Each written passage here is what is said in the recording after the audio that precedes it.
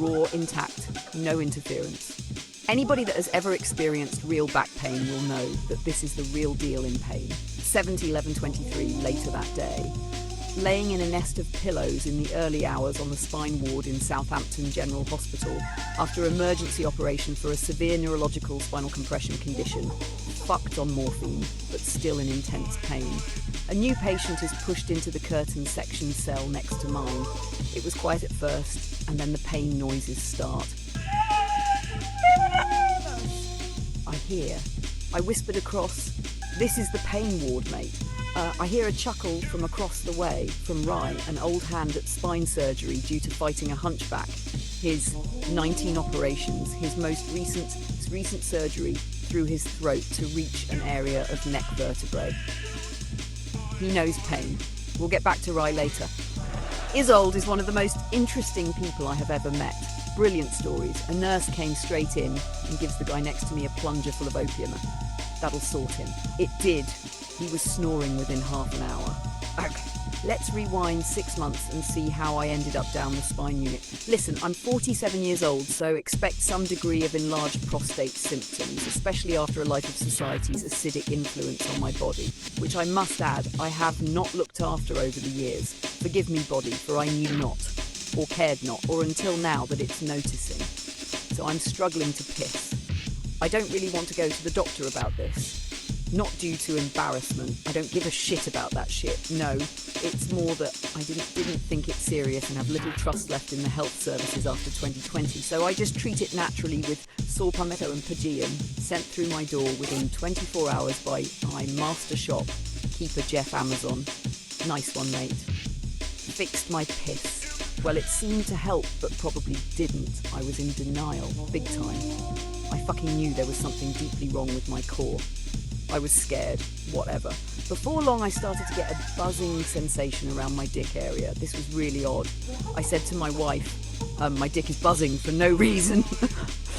This was also when the pain and numbness started. Sciatic pain running down both legs and numb feet, I knew. But it was fine. At this point, I had codeine. Denial. It's fine. It's fine. Trapped nerve. A few weeks later, not getting better. So I hit up the most famous physiotherapists on the internet, Bob and Brad, to understand what was happening, and I was like, oh, okay then, this could be serious. So I phoned the NHS helpline. Next, spoke to Clipboard for about an hour, then a real person told me to go straight to A&E. Suspected cauda equina syndrome is not something these trust organisations play with due to the amount of compensation paid out for misdiagnoses. A&E was in a mess, staff strikes in full action, chaos in the corridors. Anybody in the UK that's been to A&E ever, which is probably most, knows a trip to A&E is not that fun in normal circumstances, unless you like vending machines and boredom. Throw a strike in the mix, you've basically got a room full of unhappy, hurt or sick people psyching each other out about who's next, all of them looking up the second a name gets shouted.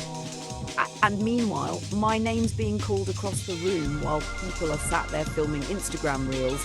And I'm just thinking, how is this not a Data Protection Act breach?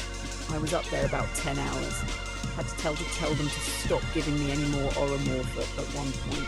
And that's from a former addict. I could hear them giving it out, plungers of chill-out syrup.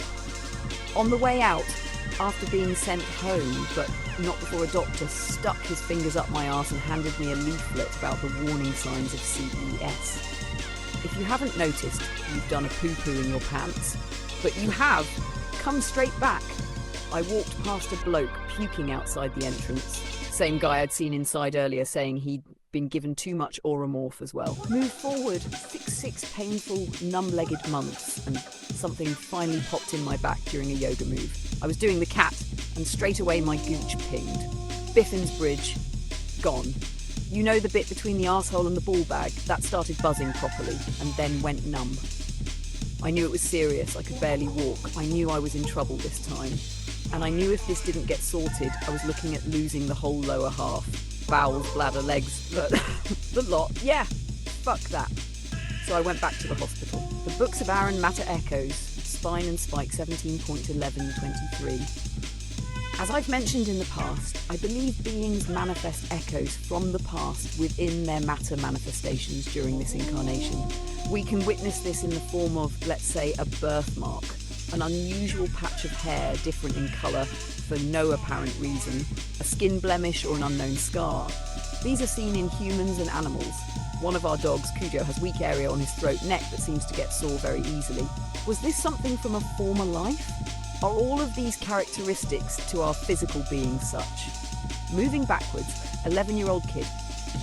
If not getting into interdimensional situations with my inhaler, I was out climbing trees, playing with the microwave, building dens, finding dead cows, watching Trading Places and getting chased by dogs. Once, while climbing a tree, I impaled myself on a metal spike, see section 11 arse spike. A traumatic experience to go through as a child. Back then, these types of things just meant home time. For me, this time was in an ambulance. The spike was a church railing, a rusty bit of metal removed from a graveyard fence, repurposed as a dodgy lean-to so I could climb a tree higher. The spike was holding up a bit of wood I was standing on. No safety assessment required. We were 80s kids. We were immortal. Moving forward 36 years, if you flip back and read the actual spike story, it goes into the gory detail. Weirdly, no blood, but it was a horrific event. Let's not underdramatise it. Entered the bottom of my left buttock and exited the top. I was a human kebab. So while writing these books and exploring matter echoes, I start wondering if matter echoes can show up not just physically, but in situations, events and experiences. If this was a matter echo, what was it? A spear from a Viking? A torture episode? A sword injury? Or something else? Something from the future? Even, who says reincarnation is linear? In a timeless reality with infinite possibilities, why would it be? Maybe the spike isn't the prominent item in this event. Maybe the scar is the 10-inch scar on my arse cheek, stitched up like a trussed chicken with minimal stitches or cosmetic concern, because back then in 1987, if a scar was under swimwear areas, it was fine. Don't worry, lad, it's only a bum. Sturdy UK 80s mantra. I would have thought these days the church, the hospital and the local paper that reported the story would be right in the shit and I'd have been paid out. Front page of the Daily Echo, that was it. And it was school summer holidays, so no time off school. It was fucking gash, mate. So that's my arse. What about my back? As I lay here in a hospital bed, 15 minutes after my last plunger of purple gloop, waiting for it to kick in, woken half an hour previously by a nurse creeping around my ward curtain at 3:30 a.m. to place a sign above my head stating NIL by mouth. I couldn't get back to sleep, the pain being on the Sackler family pain smile chart, a solid sad face. I'll have some happy face heroin, please. Kneel by mouth because I have an emergency operation on my spine in the morning due to a completely burnt out marshmallow section in the lower lumbar area of my spine. A serious case of a herniated disc. I have what's known as cauda equina, a rare but very serious spine issue that can cause paralysis and or a patient to shit and piss themselves. Yeah, so fuck that. Of course, I don't want my spine messed about with, not only because it makes me feel sick thinking about it, but also because the spine is, in my opinion, the most sacred areas of the body, the core. But also, I don't want to be shitting and pissing myself. I left those days behind in my alcoholic and addiction days. Spine surgery is needed. Solider. Push on. As I lay here thinking about the pain and what a smashed L4 lumbar vertebrae disc feels like, I can report it feels like watching a battle scene from a movie, watching somebody having an axe to the base of the spine, a sword straight through the lower back. This type of thing, although I would have thought an injury of either magnitude wouldn't actually hurt, it would numb all the nerves instantly. This is what happened when I jumped on that spike. It didn't hurt. I felt nothing. Numbed out. What I'm experiencing now hurts. It really hurts. And as much as I'm shit scared about the surgery I have today, and I don't know why even, I really want the other side of this physically. This is the most fucked up I've ever been. I feel cut in half. So here's the question and point to this section.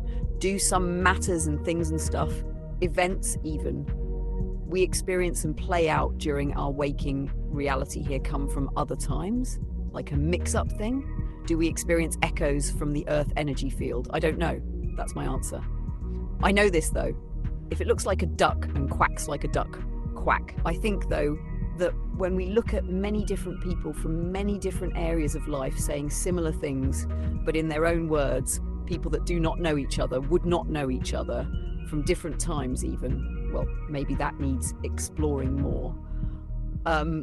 I've not really seen anybody with an echo theory, but that doesn't mean there's not one. I hope somebody else thinks this. It's an interesting and complex way of looking at things. And you'll never look at an injury, birthmark, or quirk in the same way again. Finn, I wrote that bottom part in the early hours before surgery on morphine. Never don't give up unless it's shit, then just give up. If you want me to do anything else with it, Substack formatting, image placement, spacing, title ideas, tell me.